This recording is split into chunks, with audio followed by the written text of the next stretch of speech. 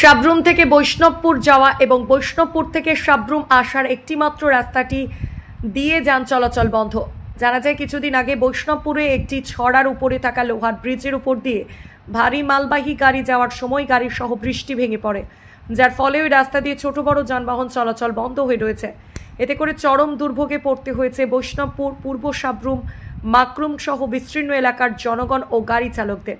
28 মে সাবরুম থেকে বৈষ্ণবপুর যাওয়ার যে সকল গাড়ি চালকরা রয়েছেন তারা সংবাদ মাধ্যমকে জানায় অতি দ্রুত যেন বৃষ্টি মেরামতের কাজে হাত লাগায় সরকার, কেননা এই ব্রিজের কারণে এই রাস্তা দিয়ে গাড়ি চলাচল বন্ধ হয়ে রয়েছে, ফলে আর্থিক ক্ষতির সম্মুখীন হতে হচ্ছে গাড়ি চালকদের।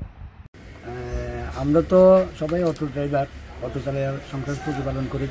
তো এই কয়েকদিন ধরে প্রায় সপ্তাহখানেক হয়েছে আমরা বৈষ্ণব রোডে সবসময় গাড়ি চালাই, অটো চালাই। তো দেখা গেল যে গত শুক্রবারে সকালবেলা ভোর 5টা সাড়ে 5টার দিকে একটা পাথর বোঝাই বড় গাড়ি ব্রিজ, বৈষ্ণবপুর সংলগ্ন যে ব্রিজ আছে লোহার ব্রিজ, এই লোহার ব্রিজের মধ্যে মানে ভেঙে পড়ে যায়। তো ভেঙে পড়ে যাওয়ার ফলে আমাদের গাড়িগুলো যাতায়াত করতে সম্ভব হচ্ছে না, যার ফলে আজকে 1 সপ্তাহ ধরে দুর্ভোগ ভোগ করতেছে। এখনও পর্যন্ত এই ব্রিজ সারাইয়ের কোনো উদ্যোগ নেই।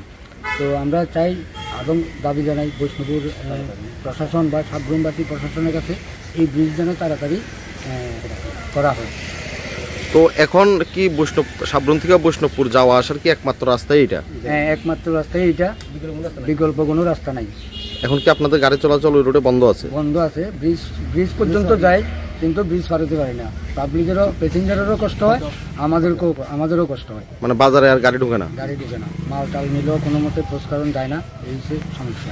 এই যে ব্রিজ নষ্ট হওয়ার ফলে আর কোন দিকে এই দিক থেকে গাড়ি যেতে পারে না? এখানে ভিতরের দিকে মাকরুম আছে, কাপতুলি আছে, তারপরে যায় আরও পূর্ব সাবরুম আছে, ওই সমস্ত জায়গাতে গাড়িগুলা কোনো মতেই যাওয়া যায়।